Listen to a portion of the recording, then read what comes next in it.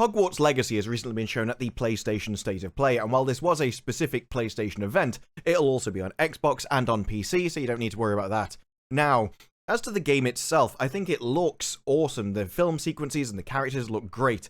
While zooming in on some of the faces did leave a lot to be desired, I can let that pass considering how the environments looked, such as the castle itself. It looked incredible. And I think if you're interested in Harry Potter and you want to get immersed in that world, then this could well be a decent game to get involved in. The State of Play itself had a lot of emphasis in getting involved with the characters, your professors, going through your sort of daily life at school, going to various different classes, learning things from how to grow plants to potions and dueling classes.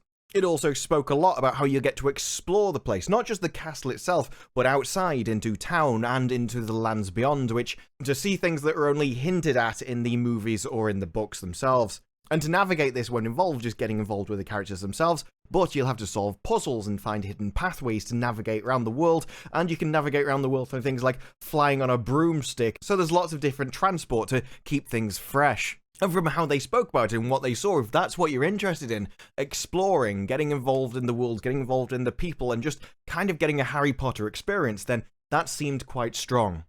What I don't think looked very strong is the fighting element of it.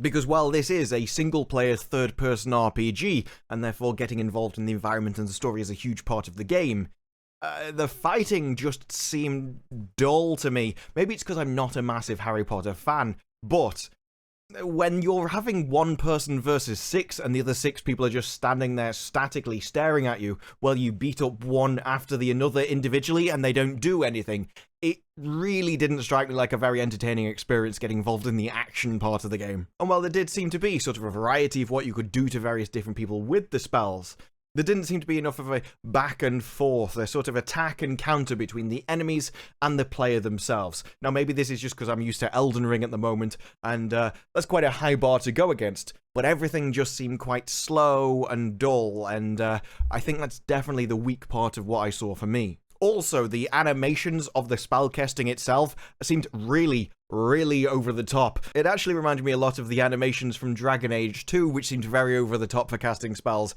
And maybe that's a Harry Potter thing, I don't know specifically. But either way, this guy would have tired himself out just from all the dancing he does during a duel rather than anything else. And it's not like there was any need for him to be doing any of it.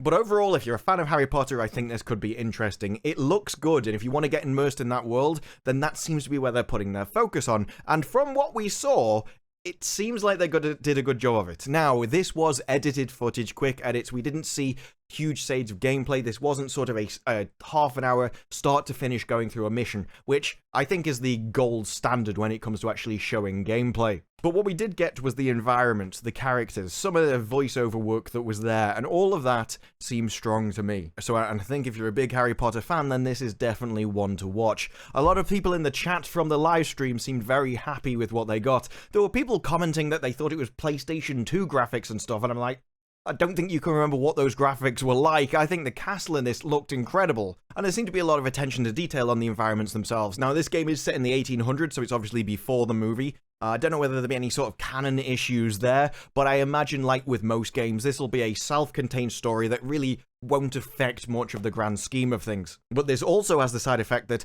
while they said that you will notice some names and some places from the movies and the stories, most of this will actually be original creation. And so, while there will be the odd nostalgia scene that they added in there, which they made sure to show in the actual trailer themselves, the vast majority of it will be their own original work. For some people, that'll be a benefit. For some people, it won't be. But for that, we'll have to wait and see. So let me know your thoughts down in the comments below. Like the video if you like the video. Subscribe more videos like this in the future. And I will see you in the next one. Bye-bye.